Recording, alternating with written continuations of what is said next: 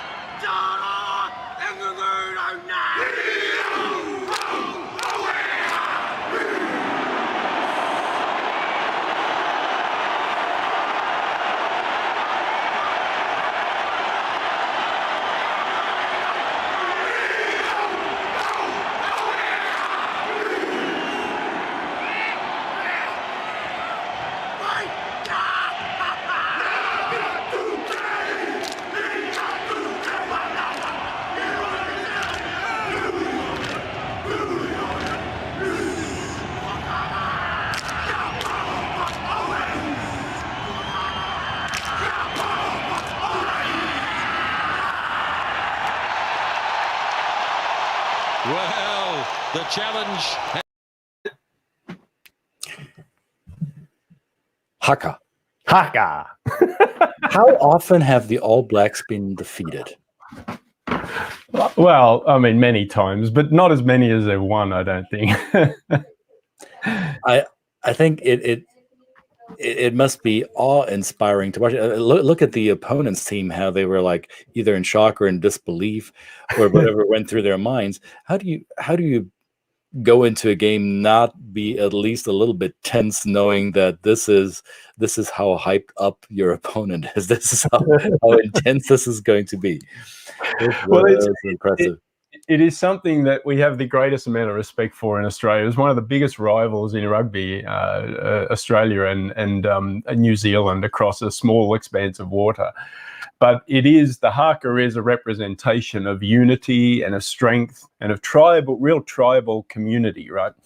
And yes, it was, I guess it's a kind of a warrior type of presentation, that it is meant to be intimidating.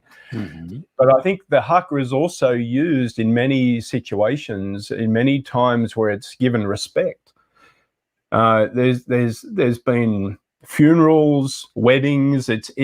It's done at places where there is somebody of honor, like you said. You're putting someone up on stage. You're celebrating their strength. You're celebrating their individuality, or they're part of the community. Mm-hmm. And so it is meant to be intimidating. But I think if you really, and I really encourage anybody to have a look on YouTube. Many of the videos on YouTube, they're not all about that setting it up in terms of sport. There's, as I said, weddings and funerals. This is a real true sign of respect. And the reason I played that, if I ever feel kind of like a little bit down, I'll sit and watch a haka and I go, how can you not watch that and be inspired by the strength, right? Even an Australian would watch it and be inspired. So that is not ruffle your, like, oh, these are our rivals and I cannot be inspired by this. No, absolutely. And I encourage, actually, that many of the island nations around there have their own version of the haka as well. So when the Fijians play the New Zealanders, or the Tongans play, it is a real, both teams do it together, and they show the utmost respect of each other. So and kind of, I was thinking that when we were thinking about the topic today, is that this is an aspect of culture that's brought into the sport, but it also happens the other way around. And sport and the type of sport that's played in a country, you look at one of the African nations that celebrate their great achievements over the years in athletics. Is it part of the sport? And we're not going to get into specifics too much, but what can we read into it? About what comes out of that culture, the mindset, the community, how it reflects itself. So that's kind of it's a big topic, and we probably won't get to everything today, but we'll touch on a couple of things that are in relation to that. Yeah, when you brought up that idea this morning, let's talk about this, my mind immediately went to how much time do we have for this? Because I could go on forever about this topic. I think sports are great vehicles for metaphors. They are a snapshot of society oftentimes, and they help us tell a story within the confines of that sport, and the rules and the setup of one sport, how it's played is often a condensed narrative of something else that is going on. I think the old Romans did that, right? The old Greeks did that. I'm sure other non-European ancient cultures had a similar approach to this. I happen to be from a European background, so that when I think of sports in ancient times, I think of the Olympic Games and its originality in ancient Greece. And we look at, the Romans used sports to entertain the public in a way, panem et circenses, bread and games, right? So it was part of a societal fabric, because it's an entertainment for the spectators. It's a diversion from the harsh realities of life sometimes, and it's also a reflection of life to a certain degree. And look at sports that came from other continents. And the horsemanship of Mongolia, and how influenced how equestrian sports are done today, right? You look at, well, what else comes to mind? I think there's Native American sports like lacrosse, or what was the sport that the Incas and the inhabitants of the Andes played? Yeah. It was like a precursor of some kind of ball game as well. So Yeah.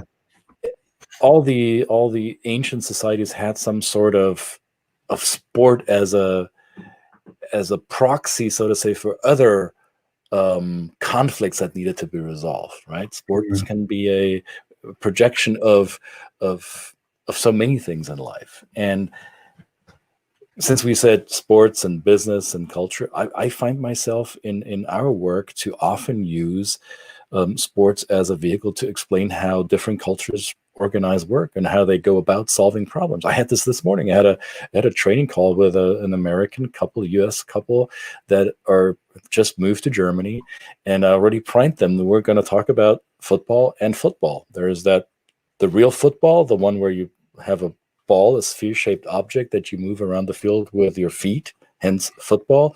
And then you have the other football. That's what US people call football. It's actually hand egg, but it's you know what I mean. It's this kind of stuff, right? There's a ball and feet, and then there's the egg-shaped object that you carry in your hand. No, don't ask me why it's called football. So I'm sure I'm rubbing some people the wrong way, and I'm bringing this up because, hey, this is the weekend. Okay, I'm so happy you brought this topic to my attention, or to this program, Brett, because this is the weekend that for my team matters most all year. You see my team represented here in this image. It's the person with the red clothing that is representative of the soccer team from Munich, and they will be competing against the soccer team from Paris on Sunday for the title of Champions League champion. So that will be the European Continental Club Championship. That's probably aside from any national titles, that's the biggest thing you can win, right? So this guy in that image is probably 10 years old. That guy still plays for that team, and that's Thomas Müller. So we expect my side of the family, or my side of my friend circle, we expect Paris to get Müllered. That's the term we're using. So Müller. So So in cultural training work, when I work with North Americans and Europeans, I often use these sports, the American football and soccer, as comparative tools or systems in which I highlight, hey, this is how work can be organized this one way, or it can be organized another way. And that's most people that I work with have an understanding of one of these two sports. And then when we go into the metaphorical explanation, or is it an allegory, metaphor, the story, right? It clicks with people. Say, oh, that's why my foreign counterparts always do this. Okay, yeah, that would explain that. Yeah, now it makes sense, right? So sports can be great vehicles to explain more complex ideas in a simplified, reduced version, I think. Absolutely. And I often use that metaphor of the American football versus our type of football thinking in terms of the celebration of the individual, which happens more so here in the US with a quarterback, which is always the jock. That's where all the energy is up to protect that person and elevate that person to the status that they are. They're normally the highest paid person on the team. Then they're normally the ones where the wins and the losses are scored against, right? Where you say the quarterback is playing against this other quarterback, and therefore if the quarterback has the next amount of wins or losses, then but that doesn't happen in more of an egalitarian type of setting that the traditional soccer type football is. I use cricket as an example as well. I use cricket even for internal reflection or internal insights into a country like India, where I can explain the difference in leadership style from an MS Dhoni, which used to be the captain of India, till the present day, where Kohli is a confident, more aggressive. We would call aggressive captain. It's reflected in the way that now the team plays, and and when I talk to people who know the game, they go, "Well, that's obviously Kohli is from New Delhi, right? Kohli is from Delhi. MS Dhoni was from Southern India, so their styles are different in terms of the internal culture, right? So it's and so I think there's so much richness, there's so much to be mined in terms of looking at the sport and the way it can have us give us an insight into the culture. And I think that sports, at least in the last 100 or more years, has become this televised or media marketed event.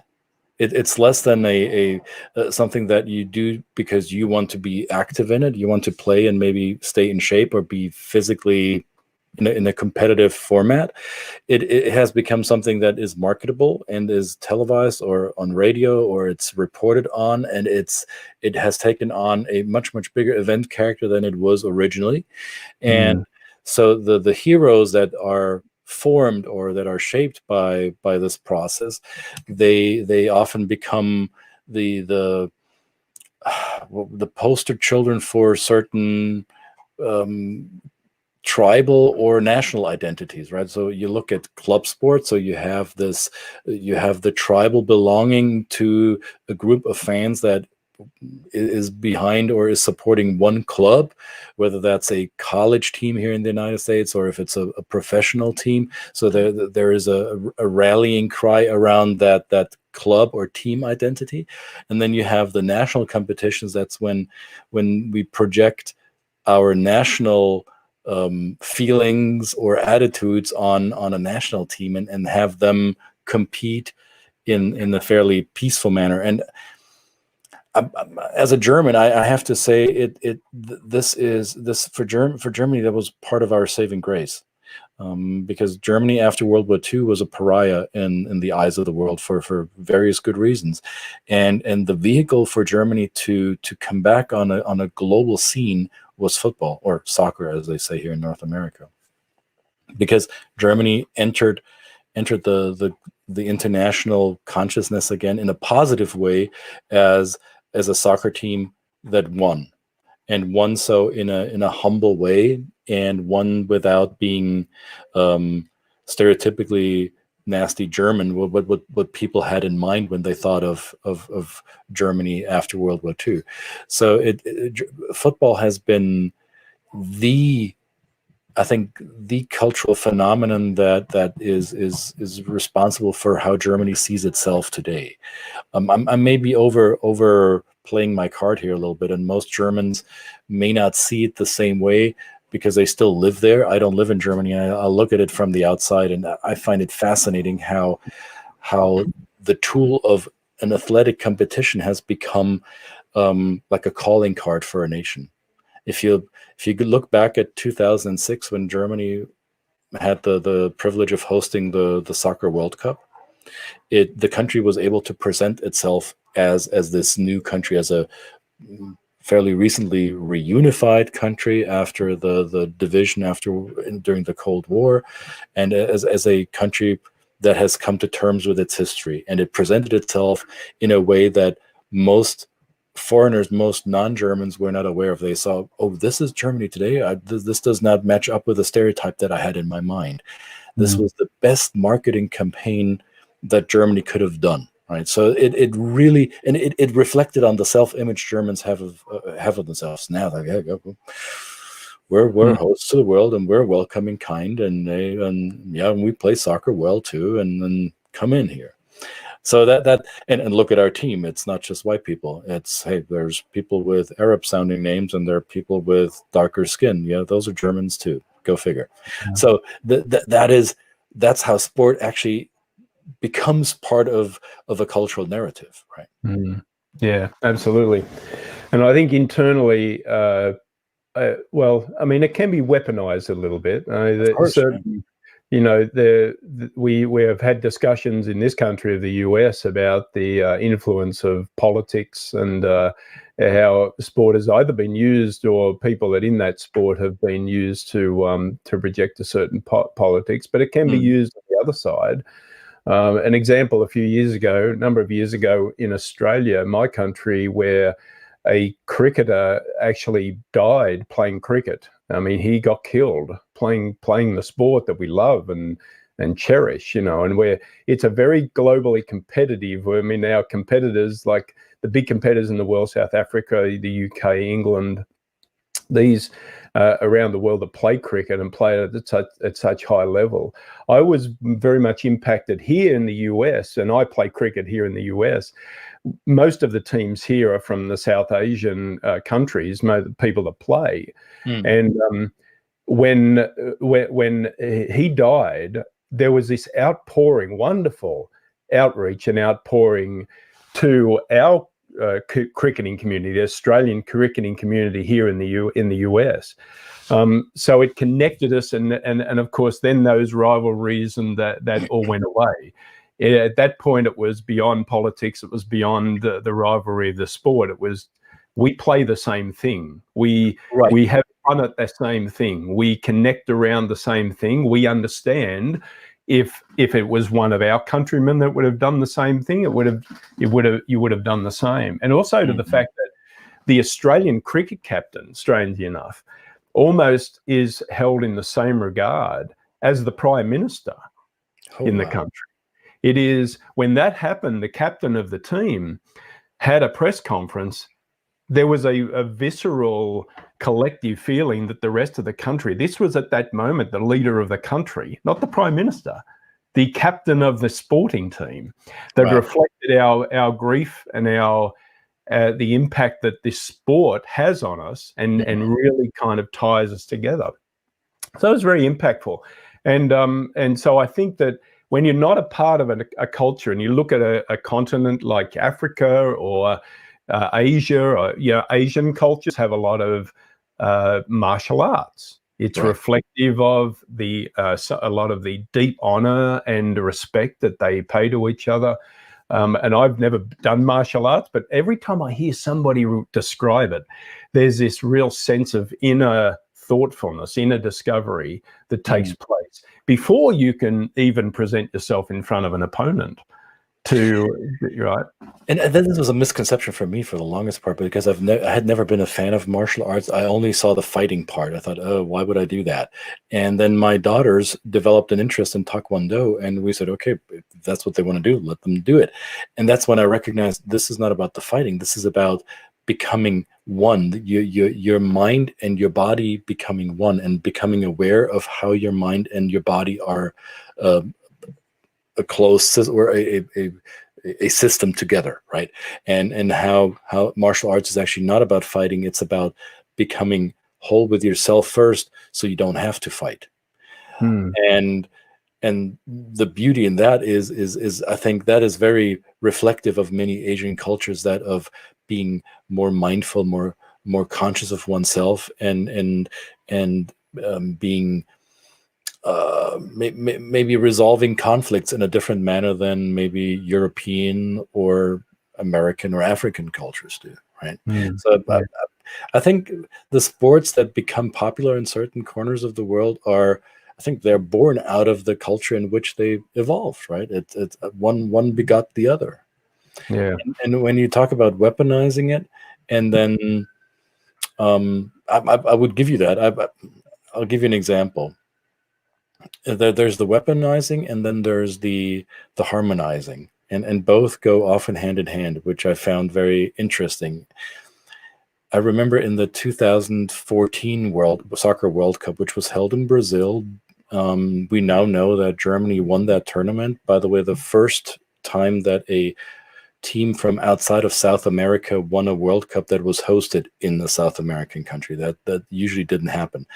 So the semifinals was Brazil against Germany, one of the big rivalries of two great soccer nations, and Brazil was the host, and Germany took Brazil apart in their home stadium. It was a humiliation, basically.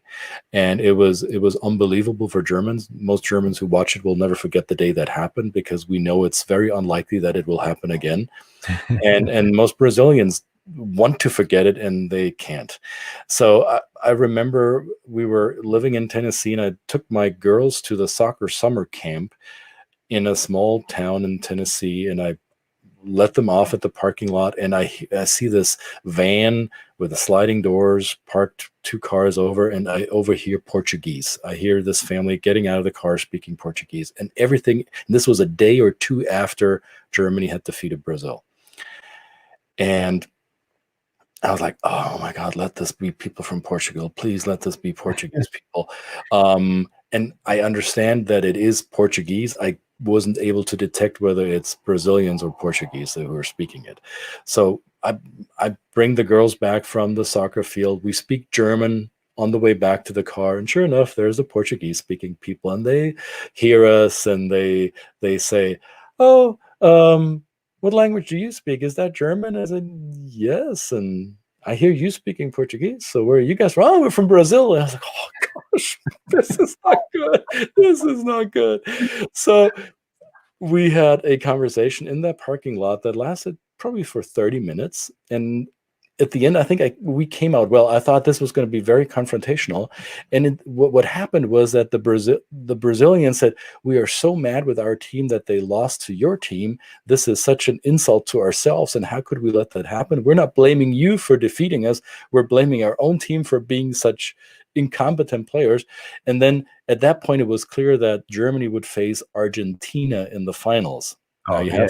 You have to understand that in soccer, Argentina and Brazil, not just in soccer, in anything, Argentina and Brazil, that's like oil and water. So they sent me off by saying, hey, and just know that on Sunday, all of Brazil will be behind you. You gotta you gotta whoop Argentina's butt. And I'm like, okay. So that was the first. I thought that was the weaponization. Yeah. And then it created an immediate rapport and harmony in the face of another opponent.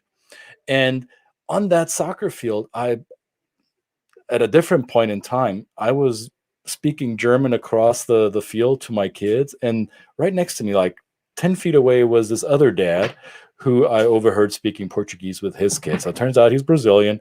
And there's immediately, when Germans and Brazilians meet, there's 2 things that they're rivals in. First is soccer, and the other thing is Formula One racing. Oh, because yeah. There's a long tradition of Brazilian race car drivers and German race car drivers. So I paid my respects. I did what I naturally do, is I said, you know what? We as Germans, we honor the fact that Brazil has been world champion more often than any other country. So I respect that. And we admire your soccer. It's not that we think we're better. We strive to be as good as you are. And I said, what I truly believe is that Ayrton Senna, the late Brazilian world champion, was the greatest driver in history, even though a German driver by the name of Schumacher won 7 world titles, but Senna only won 3 of them. I still consider him the better driver overall. So when I expressed that there was a commonality in light of the difference, that's how we became friends. Oh, okay, you're okay. Not because I bowed to his national identity. It was that we had a mutual understanding of the sport that we both like. And so we made it clear that we both have an understanding, that we understand the intricacies and the differences and the nuances. And at that point, the commonality matters more than the rivalry. And that's, I think, how sport can be a harmonizer rather than a weaponizer. Yeah, I just watched the documentary on Ayrton Senna because I always held him in the highest regard. And if you see the people that are being interviewed in that and the effect that he had on the pride of the country. Hey, Kelly.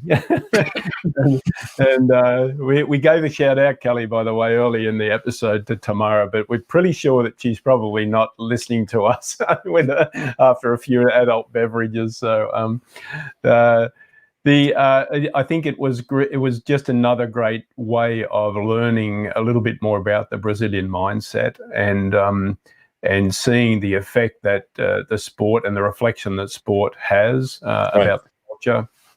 that and then of course I had the good fortune not long after that to work with a couple that are moving to Brazil, right? And I recommend these things. I recommend these type of documentaries, sporting documentaries, Right. to for particular countries that people are going to in that case. Yeah. If you're a subscriber to Amazon Prime, or if you're not, I think you still can access it. There's a documentary around soccer on Amazon that highlights how soccer is played throughout the continents. And sure, I'm a bit focused on soccer. I'm not discrediting any other sport, but soccer is just in the numbers game. It's probably the most popular sport around the world.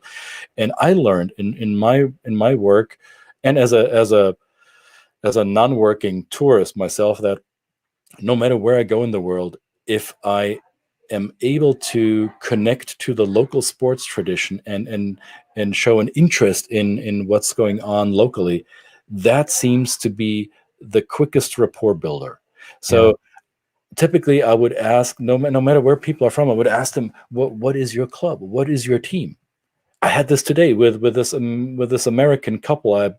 And the gentleman grew up in rural Indiana. So I said, who's yours? And he said, of course. Right. And sure enough, we have this connection, and I can ask, even if I don't know enough about college basketball in Indiana, I could still, that's my entry point, right? That's where I can put the lever and say, okay, how far can I get in here?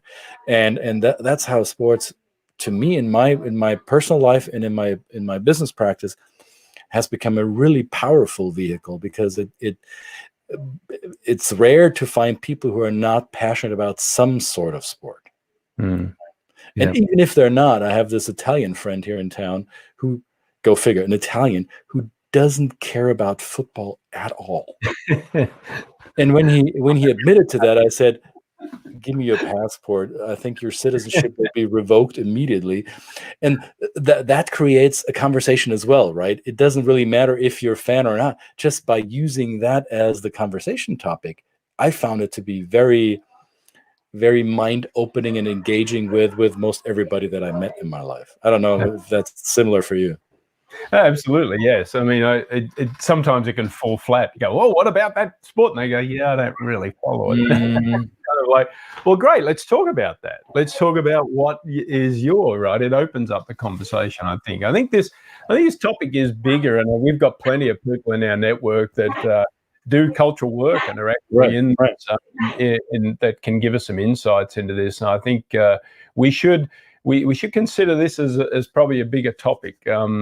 Because same. I could be the same. I could sit here and talk about sport all day, and so I think this. If you're watching and you're listening and you have any insights for yourself, or wish to come on and talk about your country's sport and what effect it has on you, please reach out to us. Please leave a comment. Please send us a note and all these little things down here. all our social media connections. So. It's the end of another week. 35 episodes in the can. Wonderful. Very proud of ourselves. Celebrating ourselves. We're freaking awesome. Take your right hand and put it on your left shoulder and pat it like this and say, well done, Brett. Well done, Brett. Well done. Thank you. That's right. We've got to celebrate. We're here to share. We're here to lift up. We're here to elevate. We're here to engage and give voice to whoever it is out there that wants to talk about culture and and be a part of this conversation. 35, yes, yeah, almost as old as I am. But that's so yes, we can certainly do a little bit more of that for each other, right? Share and care, and we're going into the weekend, as you say. Any big plans for the weekend, sir? Well, I actually got work lined up. I'll be working on Saturday and Sunday. And the big plan is, of course, Sunday, 3 p.m. Eastern Time, 9 p.m. Central European Time, or wherever else you are in the world, watch the Champions League. Find out how you watch it. And, of course, root for my team. That's the one. That's the Munich team. Okay, root for them. Anything else, I don't care about. That's right. And I'm not going to give it away, but I'm going to set this up. The word you just used, root for my team, has a completely different meaning in Australia. One always positive, and I may explain that. And it's another aspect. The terminology in sport can be different in different cultures. So the Australians that would be watching you say, "I'm rooting for my team," would be rolling around in laughter right now, saying, "Oh, we got another one that's rooting for the team."